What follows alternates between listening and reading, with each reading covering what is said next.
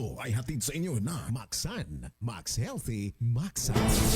Mga kabrigada, si DOH Secretary Ted Herbosa may panawagan sa publiko sa pagbisita nito sa Camarines Sur kaugnay ng pagbubukas ng pampublikong dialysis center sa Partido area.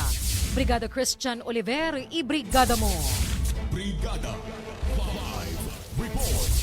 Hindi solusyon ang pagdadialysis upang maiwasan ang renal disease o kidney failure, kundi ang tamang pagkain, ehersisyo at disiplina sa sarili. Ito ang panawagan ngayon sa publiko ni Department of Health Secretary Teodoro Herbosa sa kanyang pagbisita sa bayan ng San Jose sa Camarines Sur kaugnay ng pagpapasinaya at blessing ceremony sa pinakaunang pampublikong dialysis center, ang San Jose Partido Neprozone Wellness Center. Ayon kay Herbosa, sa nasa 70 hanggang 80% ng kaso ng kidney failure sa buong bansa, pangunahing sanhi nito ang pagkakaroon ng uncontrolled diabetes o diabetic nephropathy, kung saan nagreresulta sa pagkakaroon ng end organ damage lalo na sa puso, kidney, utak at iba pa. Ito yung epekto ng uncontrolled na mataas ang sugar sa dugo. So, ang solusyon talaga is hindi naman dialysis. Dialysis nasa huli na yon. Ibig sabihin nun, napabayaan. Ang unang solusyon yung tamang pagkain. Bawal kumain ng